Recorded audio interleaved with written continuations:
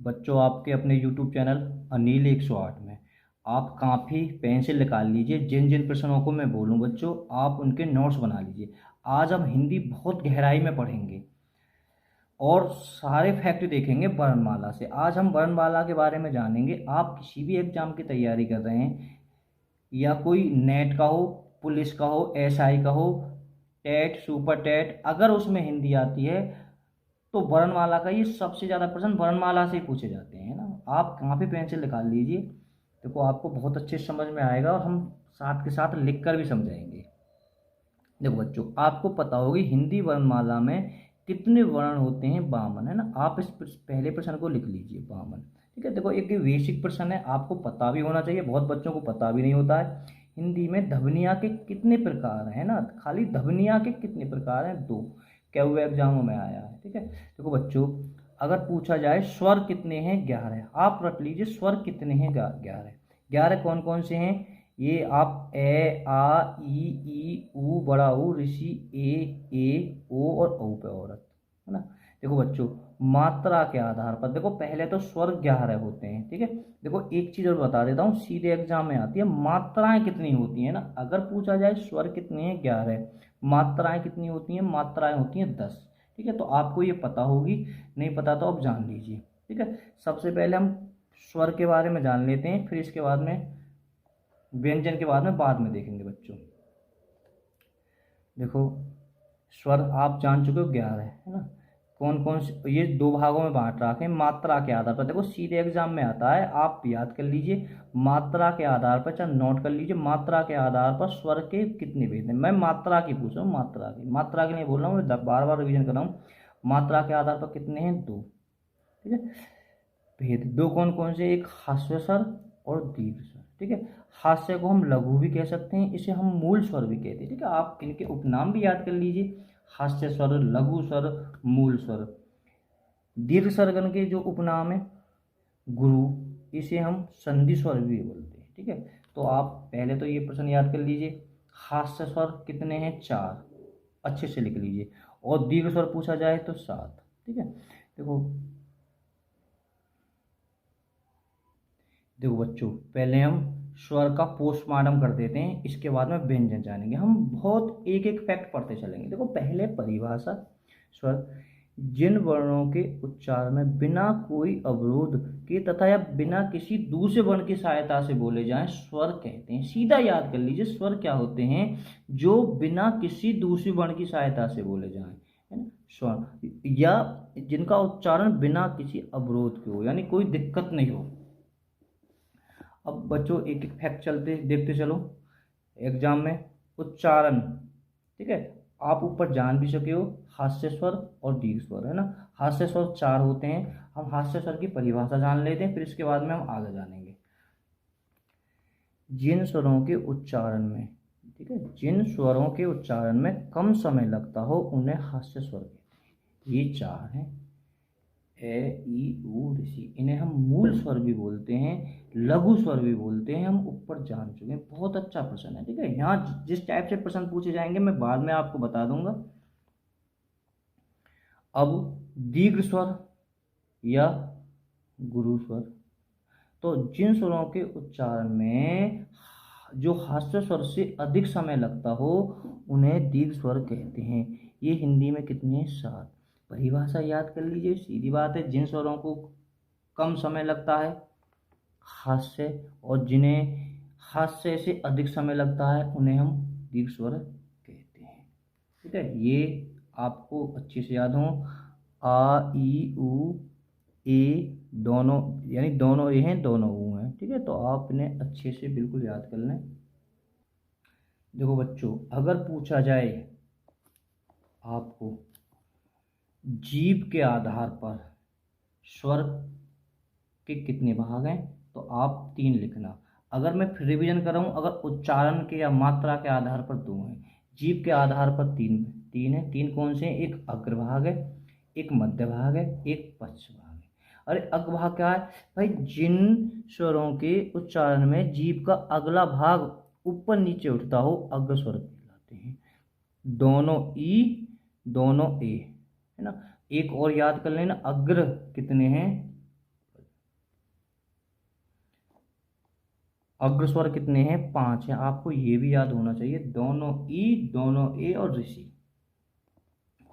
मध्य स्वर हिंदी में ए स्वर केंद्रीय स्वर है, जिसके उच्चारण में जीभ का मध्य भाग थोड़ा सा ऊपर उठता है ना भाई, जीभ का मध्य भाग थोड़ा ऊपर उठता है, तो वो कौन सा है?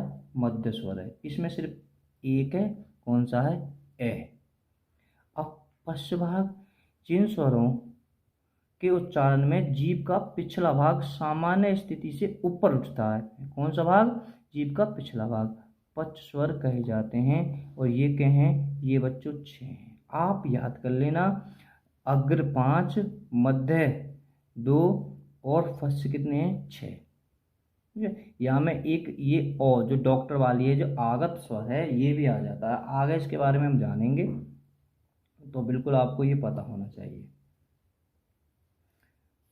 आप आगत स्वर है ना, ये अंग्रेजी स्वर है। इसके बाद भी ये जो देवनागरी है इसमें सम्मिलित है, तो आपको ये पता होना चाहिए। देखो, हिंदी में आप पढ़ भी चुके हो। हिंदी में स्वरों की संख्या कितनी है? 11 है। देखो बच्चों, अगर इस टाइप से आवे देवनागरी लिपि या संस्कृत भाषा में स्वरों की संख्या कितनी है? 13। तो आप कंफ्यूज मत होना, अगर आपसे आए देवनागरी लिपि या संस्कृत भाषा में स्वरों की संख्या कितनी है? 13। ये बहुत छोटी छोटी, अगर खाली आपसे स्वर भी पूछा जाए तो आप 11 करना। ठीक है। अगर देवलिपि या देवनागरी लिपि या संस्कृत भाषा में स्वरों की संख्या कितनी है? 13। इसमें रे ऋषि और ये जो ले वाला ये भी हो जाता। अगर पूछा जाए शुद्ध स्वर कितने हैं? 10। तो फिर एक कौन सा होता है? जो रे ऋषि होता है, ये खत्म हो जाता है, शुद्ध स्वर नहीं होता है। देखो आप लिखा हुआ है, ये हिंदी में शुद्ध स्वर नहीं है। जो ऋषि है कहा है, ये हिंदी का शुद्ध स्वर नहीं है, इसलिए हिंदी में शुद्ध स्वरों की संख्या कितनी है? 10। वो थोड़ा सा ध्यान रखना है, इसे पहचान करनी है। अग्र स्वर कौन से हैं, मध्य स्वर कौन से हैं और पश्च स्वर कौन से हैं ना। ये थोड़ा सा यहाँ से इस टाइप से आएगा, अग्र स्वर कौन सा है, मध्य स्वर कौन सा है, पश्च स्वर कौन सा, अग्र स्वर कौन सा नहीं है, मध्य स्वर कौन सा नहीं है ना। और इसी टाइप से जो हाथ से और दीर्घ हैं बेटा, वो भी आपको बहुत अच्छे से याद करने हैं। जो ये 11 स्वर हैं, ये अगर पूछा जाए मुख के खुलने के आधार पर स्वर कितने हैं, 1 मिनट और बताता हूँ मैं आपको। तो बच्चों, अगर आपसे पूछा जाए अग्र स्वर कितने हैं? 5, मध्य 1। अगर यहाँ पूछा जाए कि पक्ष स्वर कितने हैं, तो आपको ये 5 ही करना है। ठीक है, ये आपको करना नहीं है, 6 नहीं करना। अगर विकल्प में आए तो पहले 5 सही होगा। वैसे तो 5 6 में से आपको एक ही विकल्प मिलेगा 100%। अगर दोनों विकल्प में आते हैं तो आपको 5 ही सही करना है, 6 नहीं करना है, क्योंकि ये आगत स्वर है, क्योंकि ये हिंदी की देवनागरी में नहीं है, अंग्रेजी का शब्द है। अगर आए मुंहों के खुलने के आधार पर स्वर कितने भागों में, मुंहों के खुलने के आधार पर, तो आपको भी 4 याद करना। कितने हैं? 4। मैं फिर रिवीजन करता हूँ पीछे से। जीभ के आधार पर 3 और उच्चारण के आधार पर 2, हास्य और दीर्घ। तो एक होते हैं जो मुख के खुलने के आधार पर, हमारा मुंह कितना बड़ा खुलता है, छोटा खुलता है, इसके आधार पर भी स्वर बांटे हुए हैं, जो 11 के 11 हैं। देखो, एक होता है शैब्रत स्वर, जिन स्वरों के उच्चारण में मुख सबसे कम खुलता है, अर्थात लगभग बंद रहता है ना, शैब्रत स्वर। और एक बार बता देता हूँ, इसका ये विपरीत होता है विव्रत। जिस स्वरों के उच्चारण में मुंह सबसे अधिक खुलता है, यानी पूरा खुलता है, वो क्या कहलाते हैं? विव्रत स्वर। आपको यहाँ हर फैक्ट याद होना चाहिए। शैब्रत स्वर कितने हैं? 4 हैं, सॉरी 5 हैं, दोनों ई, दोनों ऊ और ऋषि। शेरत स्वर कितने हैं? ये 5 हैं। विव्रत कितना है? ये 1 है, खाली ऊ। यहाँ से प्रश्न इस टाइप से भी आएगा कि कौन सा शेरत स्वर है, अच्छे से याद कर लेना। अब जी ये 2 और हैं, अर्ध शेरत स्वर है ना। देखो बच्चों, आपने जो शैब्रत, इसकी परिभाषा पढ़ी थी, उच्चारण में सबसे कम मुंह खुलता है। अब ये है अर्ध, मतलब शैब्रत की स्थिति में कुछ अधिक खुलता है, अर्थात मुंह आधे से कम खुलता है। यानी कुल मिला के ये जो आप ये पढ़े हो, इससे जो सेवरत है, ठीक है, इससे थोड़ा सा ज़्यादा खुलता है, ये सबसे कम खुलता है, इससे थोड़ा सा ज़्यादा खुलेगा, वही तुम्हारे अर्ध स्वरत स्वर कहलाएंगे। तो बच्चों ये कितने हैं, ये दो हैं, ए और ओ। आप बोल के भी देख लो, देखो अगर ई, ई, ऊ, ऊ, ऋषि, तो थोड़ा सा ही मुँह खुल रहा है।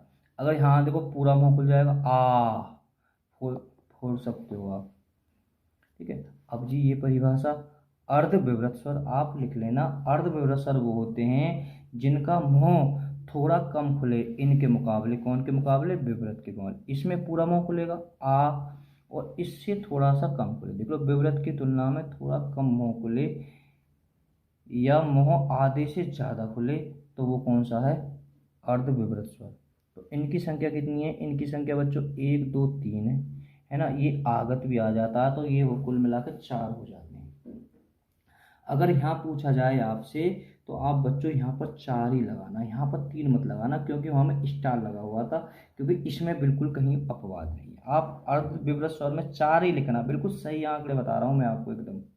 तो बच्चा थोड़ा ये भी जान लेते हैं, अयोवाक्य ध्वनियाँ या अयोवाक्य कितने होते हैं, 2 हैं। आपसे सीधा सीधा एग्जाम में पूछा जाएगा अयोवाक्य कितने हैं, 2, एक अंग और अड़े खाली, ठीक है। तो अयोवाक्य हैं, ये अलग है, ठीक है। तो आप अच्छे से याद कर लेना, आगे और जानते हैं। अयोवाक्य 2 हैं, अंग, ठीक है। तो अगर यहाँ सीधा कम पर यहाँ अंक की बिंदी आ रही है, तो ये क्या है तुम्हारा अयोवाक्य, ठीक है। ये कहा है, ये 2 बिंदी है, तो ये भी अयोवाक्य है। अयोवाक्यों में बच्चों जैसे ये अंग है, ये अयोवाक्य है ना, इस अयोवाक्य को हम क्या कहते हैं, अनुस्वर। ध्यान रख लेना, ये अनुस्वर कहते हैं। जब किसी वर्ण के उच्चारण करते समय हवा केवल नाक से निकलती है, तब उसे प्रकट करने के लिए एक शिरोरेखा के ऊपर बिंदु का चिन्ह लगाया जाता है, इसे ही अनुस्वर कहते हैं। जैसे बंदर, कंधा, संग, लंगर। अयोवाक्य तो है ही है, साथ में क्या है, ये अनुस्वर है। आप अच्छे से थोड़ा याद कर लें। देखो इतना देखते हैं, जहाँ मैं बोलूँ उस पर ध्यान रखें, बस सिर्फ अनुनासिक। मैं यही कहना चाह रहा हूँ, बच्चे बड़े कंफ्यूज हो जाते हैं, ये अनुस्वर है और ये क्या है, अनुनासिक। ये अयोवाक्य नहीं है ना। तो अयोवाक्य वही है आपका, ये क्या है, अनुनासिक, ठीक है। जब किसी वर्ण का उच्चारण करते समय हवा नाक और मुख दोनों से निकलती है, उस वर्ण के ऊपर चंद्र बिंदु लगाया जाता है, यही अनुनासिक कहलाता है। आप अच्छे से समझ गए होंगे, ठीक है।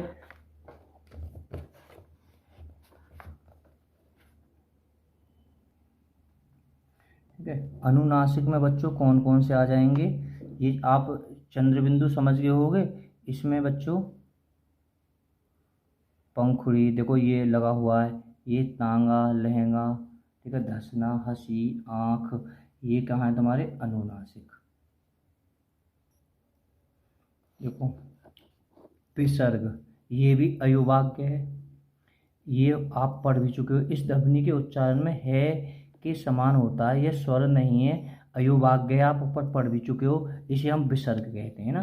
तो मैं एक बार ऊपर आपको ये चीज़ ध्यान दिला देता हूँ, कभी आप कंफ्यूज हो जाता बच्चों। ये दोनों अयोवाक्य हैं, इसे हम क्या कहते हैं, इसे अनुस्वर कहते हैं, इसे विसर्ग कहते हैं। आप ये क्या है, ये तुम्हारा अनुस्वर है, आप इतना अच्छे से याद कर लें,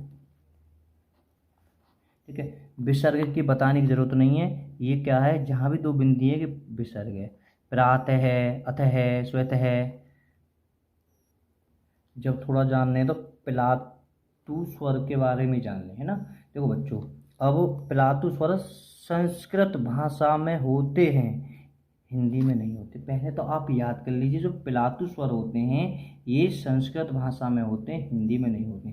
फिर भी आप परिभाषा लिखना चाहें लिख सकते हो। ये मात्रा के आधार पर सबसे ज़्यादा पूछे जाते हैं, मुख्यतः के 2 भागों में। वैसे मात्रा के आधार में बहुत बुकों में आपको 3 भागों में मिलेंगे, आपका 2 का आंकड़ा ठीक है। इसकी परिभाषा है, आपने हास्य स्वर की परिभाषा पढ़ी होगी, जिन्हें बोलने में कम समय लगे। इसकी परिभाषा क्या है, दीर्घ स्वर की जिन्हें बोलने में हास्य स्वर से थोड़ा अधिक लगे। और प्लाटू की परिभाषा है, इन्हें बोलने में हास्य स्वर की तुलना में 3 गुना समय लगे, है ना। थोड़ा इसका उदाहरण बता देते हैं प्लाटू स्वर के। ठीक है, ये ओम प्लाटू स्वर कौन सा है, जहाँ पर इस तरह से ये बना हुआ हो, है ना, तो ये प्लाटू स्वर है। आप और जान लीजिए, हास्य का तिगना समय लगे उसे प्लातु स्वर कहते हैं, जिसका कोई चिन्ह नहीं होता है, जिसके लिए ये 3 का अंक लगाया जाता है ना। तो आप ये बिल्कुल याद कर लें। अब हमने स्वरों का बिल्कुल एकदम पोस्टमार्टम कर चुके हैं। अब हम व्यंजनों के बारे में जानेंगे, है ना। पहले तो आप व्यंजन की परिभाषा लिख लीजिए। आप स्वर की परिभाषा बिना किसी उच्चारण के या बिना किसी वर्ण की सहायता से बोली जाए वो स्वर कहलाते हैं। अब बेटा व्यंजन की परिभाषा है, जो स्वरों की सहायता से बोले जाएं वो व्यंजन होते हैं। जो स्वरों की सहायता से बोले जाएं वो व्यंजन होते हैं। अगर पूछा जाए कुल व्यंजन कितने हैं, 39। अगर मूल व्यंजन पूछा जाए तो 33। बिल्कुल एकदम सही आंकड़े हैं, आप कंफ्यूज मत होना, 41 मत करना। कुल व्यंजन कितने, 39। मूल व्यंजन पूछा जाए तो 33। स्पर्श व्यंजन कितने हैं, 25। हम आगे जानेंगे कि स्पर्श व्यंजन क्या होते हैं। अंत स्थेय व्यंजनों की संख्या कितनी है, 4। ये सब आगे जानेंगे। ऊष्म व्यंजनों की संख्या कितनी है, 4। संयुक्त व्यंजनों की संख्या कितनी है, 4। यानी ये बहुत इंपॉर्टेंट है, आप लिख लेना। यानी उच्छिष्ट यानी द्विगुण, है ना, द्विगुण है, द्विगुण व्यंजनों की संख्या कितनी है, 2। आप इसे नोट कर लेना अच्छे से। देखो सबसे पहले आप इस प्रश्न को याद कर लीजिए, क्या वो एग्जाम में आ रहा है। हिंदी सॉरी ये वाला, शब्द की सबसे छोटी इकाई क्या कहलाती है, कोई भी शब्द है ना, यानी ये व्यंजन है, क्या कहते हैं, ये शब्द है। शब्द की सबसे छोटी इकाई क्या कहलाती है, वर्ण। जो कुल वर्ण कितने हैं, 52। तो बच्चों हम व्यंजन के बारे में पढ़ चुके हैं, एक बार परिभाषा और जान लेते हैं।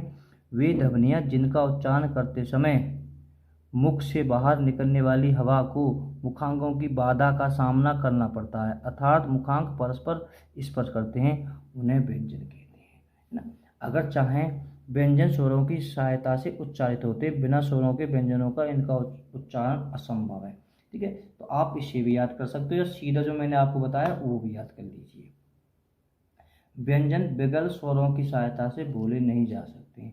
तो बच्चों आप हिंदी में आप पढ़ चुके हो, कुल कितने व्यंजन है, 33 व्यंजन। 33 व्यंजन कौन से हैं, एक तो क वर्ग में आते हैं, हम आगे जानेंगे। देखो बच्चों ये भी जान लेते हैं, क वर्ग।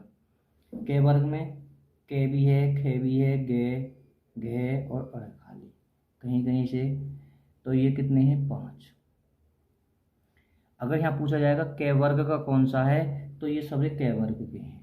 च वर्ग में भी 5 हैं, आप अच्छे से याद कर लीजिए, च वर्ग। टे वर्ग में भी बेटा 5 है, टे ठे डे, अड़े कहेंगे ढक्कन बोला जाएगा, अड़े परामन, ऐसे अड़े खाली बोल देते हैं, हर जगह की अलग लैंग्वेज है। ये भी 5 हैं। ते वर्ग में कितने हैं, इसमें भी 5 है। ठीक है, ये सब रहे। पे वर्ग में भी 5 है। आगे हम जानेंगे ये स्पर्श व्यंजन कैसे हैं। अब अंत स्थे व्यंजन, है ना, ये कितने हैं, 4। अच्छे से याद कर लीजिए, बहुत इंपॉर्टेंट है। अंत स्थ व्यंजन 4 हैं, ये रे ले बे। और उस व्यंजन बच्चों कितने हैं, 4, 3 और से और है। अच्छे से याद करें।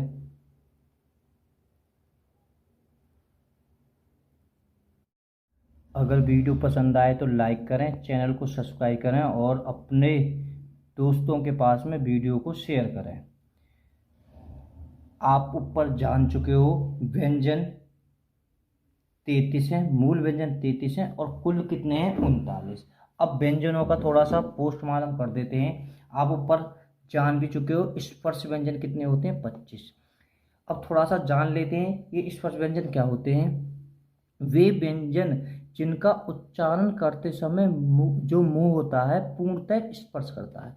कुल मिलाकर कहने का मतलब है इसका, अगर हम किसी व्यंजन को बोलेंगे तो हमारा जो मुंह है कहीं ना कहीं टच जरूर करेगा, स्पर्श जरूर करेगा। जैसे के, भाई जीभ टच करा, मतलब जो भीतर मुंह कहीं ना कहीं, चे, टे, ते, पे, है ना, मतलब जब हमारा मुंह करे या जीभ करे या भीतर से कुछ भी हमारे कहीं ना कहीं स्पर्श करे तो वही स्पर्श व्यंजन है। ये कितने हैं? 25। इन 25 व्यंजनों को याद कर लीजिए कि पहला कै से लेकर क्या है, मैं तक। हम थोड़ा सा और पोस्टमार्टम कर लेते हैं इनके बारे में। देखो के वर्ग में आप ऊपर जान भी चुके हो 5 है ना। तो ये जो उच्चारण इनका कहाँ से निकलेगा? गले से। बोल इन्हें हम क्या कहते हैं? कंठे वर्ण भी बोलते हैं। कंठे वर्ण या कंठे व्यंजन। तो कंठे व्यंजन कितने हैं? 5 व्यंजन है, बाकी अभी स्वर में भी कुछ है, हम आगे जानेंगे इसके बारे में। ठीक है, ये आवाज देखो के, आप लगा लीजिए कंठ जो गले में होता है, कंठ के खे गे घे है ना। तो अब ये जो च वर्ग होता है इसे क्या बोलते हैं हम? तालव्य। यहाँ जो तालु की छत जो पिछला भाग, देखो च जो पिछला भाग जो हमारे जीभ से जो ऊपर जो पीछे को है उसे हम पिछला भाग बोलते हैं। च छ जे झे। अब ट वर्ग इसे क्या बोलते हैं? मूर्धन्य वर्ण। ठीक है, तो आप वैसे भी याद कर लेना, यानी पूछने लगूं मैं तुमसे मूर्धन्य व्यंजन कौन सा है कि टे ठे की सब मूर्धन्य व्यंजन है, ये सब तालव्य व्यंजन है ना। दंत व्यंजन ये कुल मिला के जो आवाज लिख रहेगी दांतों के अकॉर्डिंग लिख रहेगी ते। अब ये धे दे धे ने। ठीक है, तो आवाज हमारी दांतों के निकट से लिख रहेगी, ऊपरी दांतों के निकट से आवाज, इन्हें क्या बोलते हैं? दंत व्यंजन। अब ओष्ठ व्यंजन, भाई सीधी बात है, इन्हें बोलते समय हमारे दोनों होठ मिलेंगे जरूर। देख लो जब पे फे पे में है ना, ये अलग अलग भागों में बांटे हुए हैं। जो स्पर्श व्यंजन है इन्हें हम इसे कंठ बोलते हैं, इसे तालव्य बोलते हैं, इसे मूर्धन्य बोलते हैं, इसे दंत बोलते हैं, इसे ओष्ठ बोलते हैं। अब देखो बच्चों, थोड़ा सा और डीप में जान लेते हैं। स्पर्श संघर्षी, खाली स्पर्श व्यंजन पूछा जाए तो 25। अब ये स्पर्श संघर्षी व्यंजन कितने हैं? 4। 4 कौन से हैं? चे छे जे। अगर इन्हें बोलते समय हमारा मुख है का ज्यादा संघर्ष करता है। देखो अगर कै बोलोगे तो कै चे जे है ना, ज्यादा संघर्ष कर रहा है। ठीक है, तो ये क्या है? स्पर्श संघर्षी व्यंजन है। 4 अच्छे से याद कर लीजिए, क्या वो एग्जाम में आया है। स्पर्शी संघर्ष व्यंजन कितने हैं? 4। अब देखो आप ऊपर जान भी चुके हो अंत्यस्थ व्यंजन कितने हैं? 4। इनकी परिभाषा, वे ध्वनियाँ जिनका उच्चारण करते समय जो मुखांक आंशिक स्पर्श करता है ना। तो मुख जो मुंह होता है आंशिक रूप से स्पर्श का साथ, आप देखिए ये रे ले वे है ना। तो कैसे आंशिक स्पर्श करता है? जो ये अंत्यस्थ व्यंजन है ये 4 है ना। तो यहाँ से जो ये वे हैं इन्हें हम अर्ध स्वर भी कहते हैं।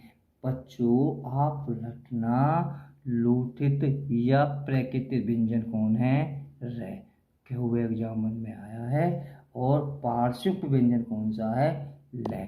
इसे अच्छे से याद कर लेना। थोड़ा सी इनकी परिभाषा भी जान लेते हैं। देखो तीनों व्यंजन एक साथ में आ जाएंगे और अच्छे से याद हो जाएंगे बच्चों। अर्धस्वर, खाली अर्धस्वर व्यंजन कितने हैं? 2, जिनका उच्चारण करते समय जो मुंह ने के बराबर स्पर्श करता है उन्हें अर्धस्वर कहते हैं, ये और वे। लूठित व्यंजन, जिनका उच्चारण करते समय जो जीभ ऊपर की तरफ मुड़ जाती है इसलिए इसे लूठित। देखो रे, रे ऊपर की तरफ क्या हो जाती है? ये मुड़ जाती है, इसलिए क्या कहते हैं? इसे लूठित व्यंजन कहते हैं। बेटा देखो इसे हम ऊपर देख भी चुके हैं, इसका एक दूसरा नाम है जिसे हम कहते हैं प्रकपित। रे का उच्चारण करते समय जीवा में कंपन होता है, इसे हम प्रकंपित व्यंजन भी कहते हैं। रे ध्वनि को आप ऊपर पढ़ चुके हो दो बच्चों। पार्श्विक, जिस ध्वनि का उच्चारण करते समय हवा जीभ के दोनों बगलों भाग से बाहर निकलती है, ये है पार्श्विक। ले। देखो बच्चों ये स्पर्श व्यंजन है, आप ऊपर जान भी चुके हो कैसे में। ये जो वर्ग है ये है प्रथम वर्ग। प्रथम वर्ग में देखो ये तो क वर्ग में है ही है ना, क वर्ग में है, ये च वर्ग में हो गए, ये ट वर्ग में हो गए। हम ऊपर ये जान भी चुके हैं, ये कंठ है, तालव्य है, मूर्ध है, दंत और ओष्ठ व्यंजन है। देखो मैं एक चीज बताने की कोशिश कर रहा हूँ, ये जो प्रथम वर्ग के हैं के, च, ट, प, और ये कौन से हैं, ये द्वितीय वर्ग है, ये तृतीय वर्ग है। अच्छे से याद कर लेना। चतुर्थ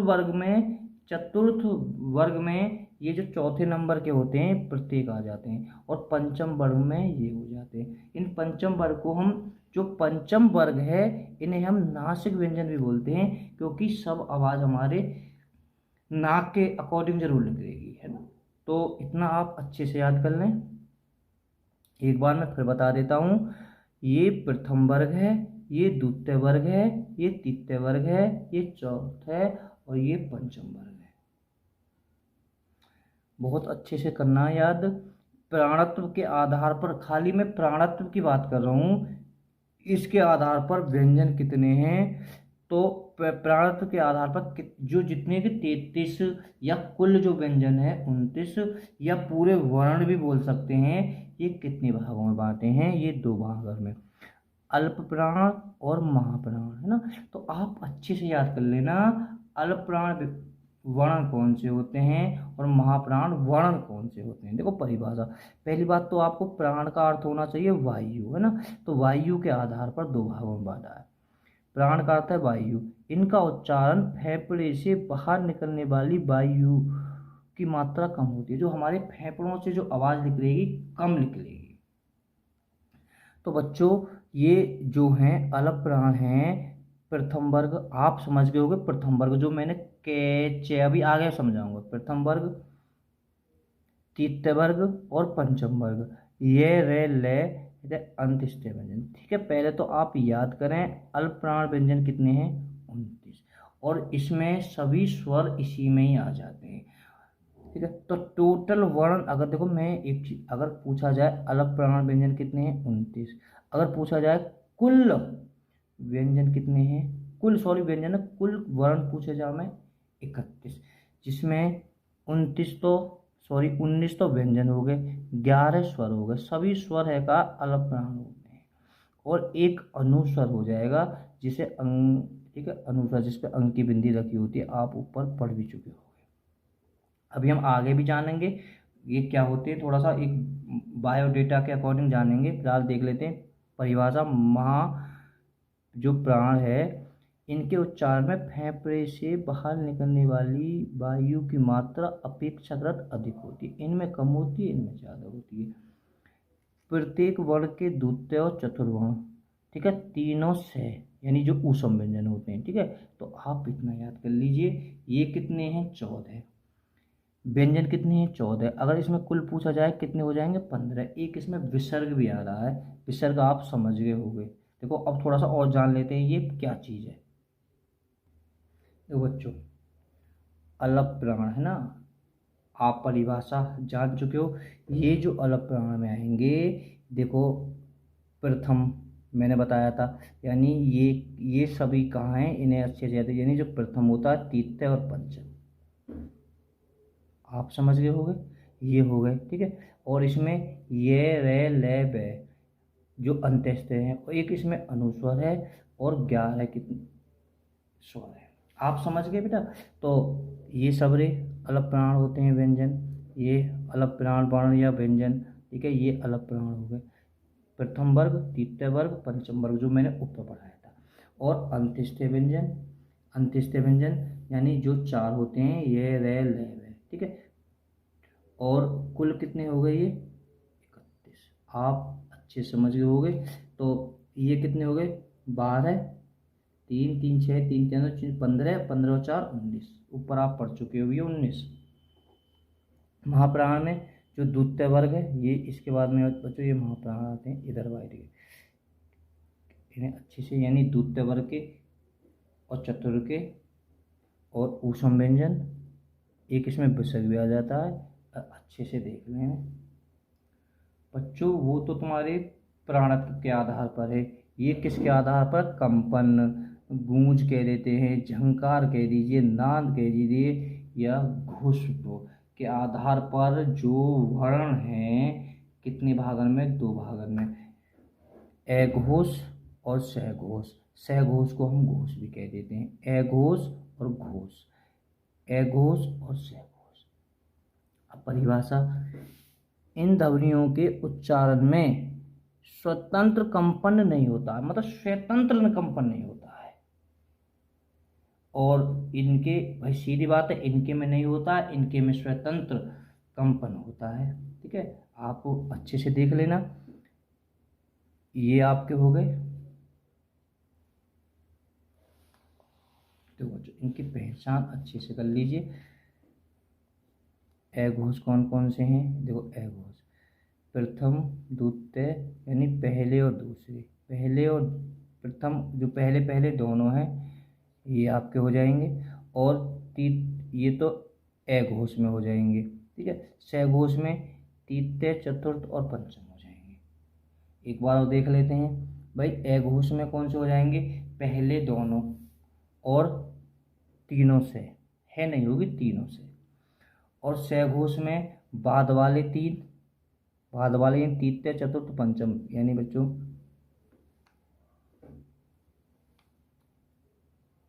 और अंत्यस्थ व्यंजन, यानी ये रे ले वे है भी इसमें आ जाता है। और यहाँ में कुल मिला के अनुस्वर विसर्ग स्वर सभी इसी में आ जाते हैं, किसमें, सहघोष में। ठीक है, अगर वीडियो पसंद आए तो लाइक। ऊष्म व्यंजन भी जान लेते हैं, वे व्यंजन जिनका उच्चारण में हवा घर्षण के कारण ऊष्म होकर बाहर निकलती है तथा न के बराबर स्पर्श करती है, इन्हें ऊष्म व्यंजन कहते हैं। इनके उपनाम और है, इसे हम ईस्ट, इसे भी याद कर लेना, बाकी ऊष्म ही याद कर लें तो अच्छा है। ये 4 है, आप ऊपर पढ़ भी चुके होंगे। तो बच्चों एक अच्छे से कर लेना। संघर्षी या काकले किसे कहा जाता है को कहा जाता है, क्यों एग्जाम में आया है। ठीक है, संघर्षी या काकले किसे कहा जाता है को, इसे भी थोड़ा अच्छे से देख लेना। ठीक है, मूर्धा की सह, आगे हम इनके बारे में जानेंगे बच्चों। देखो आपने देखा भी होगा, उत्क्षिप्त व्यंजन, इसे हम ताड़त जात या विकसित या द्विगुण व्यंजन भी कहते हैं। ठीक है, तो आप सिर्फ इनके बारे में याद कर लीजिए, ये दोनों ये हो जाएंगे। ठीक है, ताड़त व्यंजन भी इन्हीं को ही कहते हैं। ठीक है, विकसित व्यंजन भी इसे कहते हैं, द्विगुण व्यंजन भी इन्हीं को कहते हैं, ये भी जान लेते हैं। संयुक्त व्यंजन कितने हैं, संयुक्त व्यंजन 4 हैं, आप अच्छे से याद कर लें।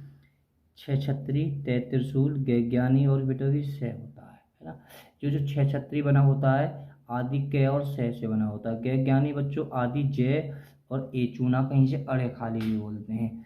जो 3 त्रिशूल होता है बच्चों, ये आदि तय और रह से। और बच्चों जो से होता है इन्हें सरय बोलते हैं, इसे से आदि से और रह से मिलकर बना होता है। देखो बच्चों अगर ये आ जाए, ठीक है, व्यंजन अगर क्यों एग्जाम में आया है बच्चों, दैवित्व व्यंजन कितने होते, मतलब क्या होता है, जहाँ भी कभी आपको दो, एक आदि के आदि, मतलब दो, एक तो पूरा व्यंजन एक आधा व्यंजन हो, तो इसे हम बच्चों दैवित्व व्यंजन कहते हैं। जैसे ए डे डे अद्दा, से तेरे 70, ऐसे ऐसे ऐसी, 90 90 एक। वीडियो पसंद आए तो शेयर जरूर करना अपने दोस्तों में, अपने छोटे बहन। कंठ व्यंजन आप ऊपर पढ़ भी चुके हो, यानी ये तो है ही है यहाँ तक। ठीक है, इसमें है भी आ जाता है। एक तालव्य, आप कंठ व्यंजन समझो जो कंठ से आवाज़ निकलती है, तालव्य व्यंजन, इसमें यह और से भी शामिल हो जाते हैं। मूर्धन्य व्यंजन होते हैं, यहाँ तक आप अड़े परामन तक आप पढ़ चुके हो, इसमें रे और से भी होते हैं।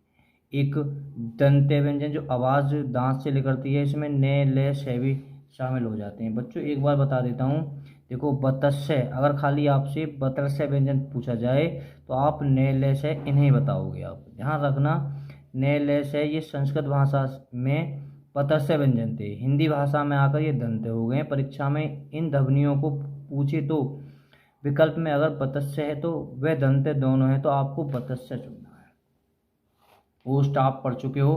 देखो नाश के व्यंजन के बारे में भी आप जान चुके हो। ठीक है, ये आपके 5 हैं, अच्छे से याद कर लेना, जो कि पंचम वर्ण है।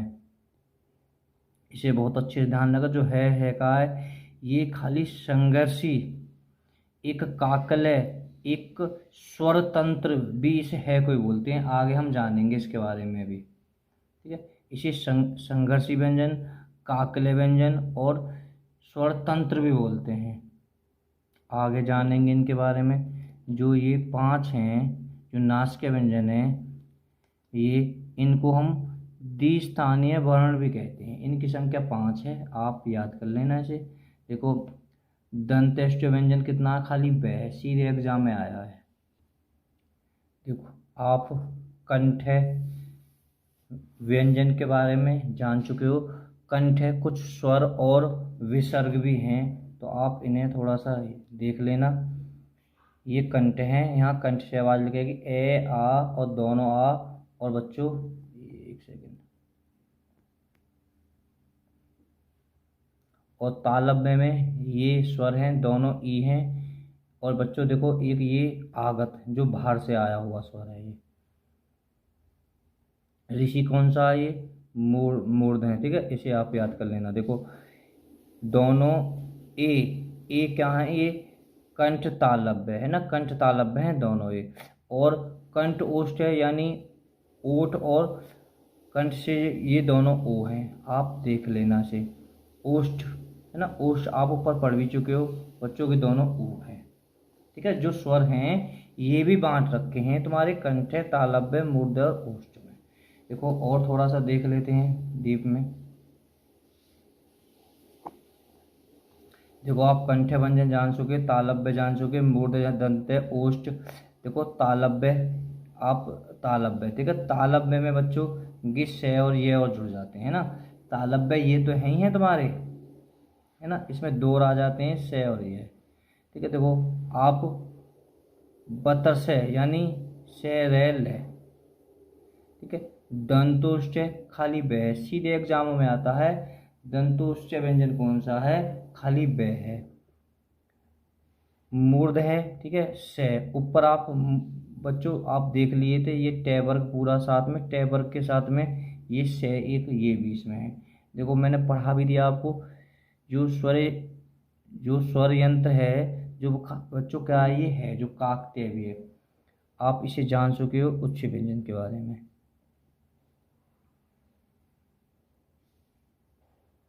देखो, कुछ हम प्रैक्टिस सेट लगा लेते हैं, जिससे आपके डाउट और क्लियर हो जाएंगे किस टाइप से प्रश्न बनता है।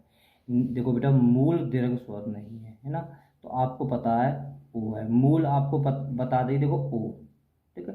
थोड़ा सा इसने और डीप में पूछा बच्चों, देखो इसने मूल दीर्घ पूछा, मूल दीर्घ, है ना, नहीं है। जो ए का हो जाता आ, छोटी ई का बड़ी ई, छोटे ऊ का है, इसका अगर ओ होता तो बच्चों वो होता, ठीक है। थोड़ा सा और डीप में पूछा, ये भी आपको याद हो गया। हिंदी में जो ध्वनियाँ कितने प्रकार की होती हैं, हिंदी में ध्वनियाँ 2 प्रकार की हैं, आप ऊपर पढ़ भी चुके हो।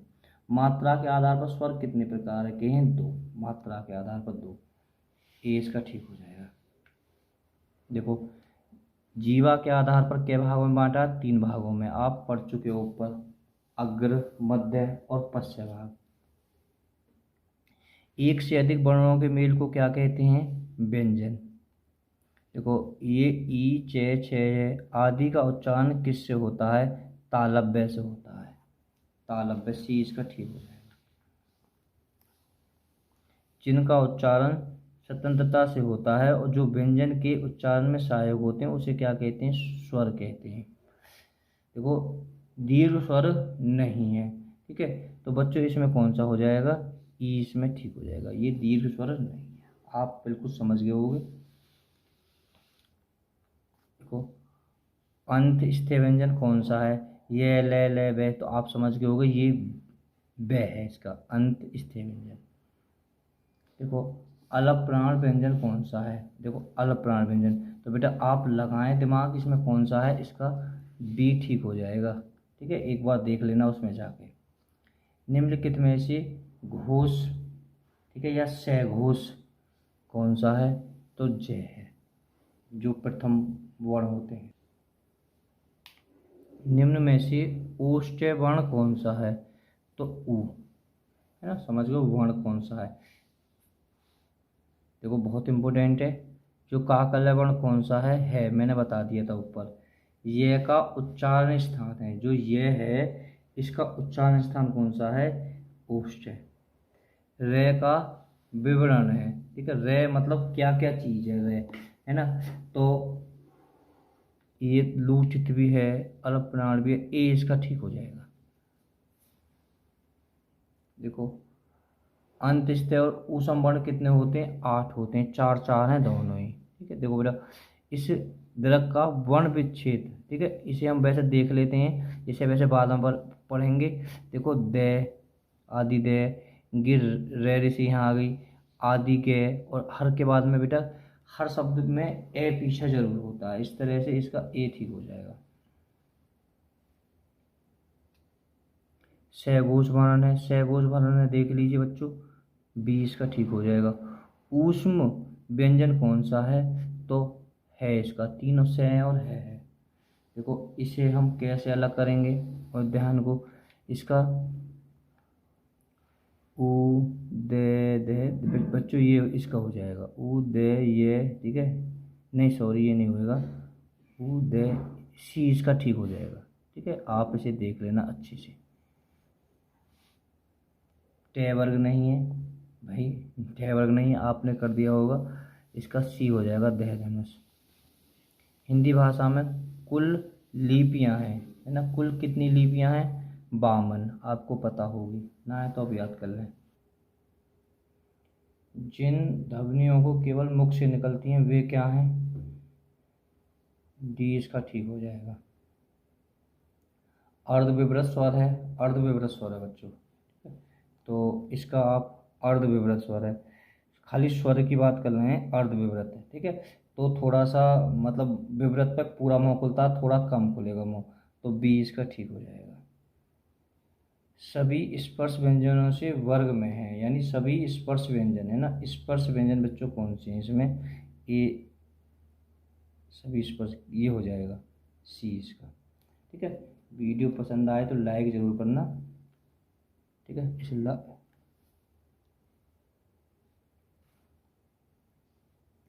महाप्राण वर्णों वाला वर्ग कौन सा है, ए इसका ठीक हो जाएगा, ठीक है। आप एक बार अच्छे से पढ़ लोगे तो बहुत अच्छे से आपकी क्लियरिटी भी हो जाएगी। हम टोटल 30% कराएंगे आपको, 27। जब एक ही ध्वनि में द्वित्व हो जाए तो वह क्या कहलाता है, तो बच्चों जब हो ये कहलाता है तुम्हारा युग्म ध्वनियाँ। ये थोड़ा नया प्रश्न है, इसे देख लेना। व्यय व्यंजन क्या है, व्यय व्यंजन अंत्यस्थ व्यंजन है। लिखित भाषा में मूल ध्वनियों के लिए जो चिन्ह मान लिए गए हैं तथा जिस रूप में लिखा जाता है उसे क्या कहते हैं बच्चों, उसे लिपि कहते हैं। ये पे फे बे भे में व्यंजन होते हैं ओष्ठ व्यंजन। वीडियो पसंद आए तो लाइक जरूर करना। Okay bye bye all students.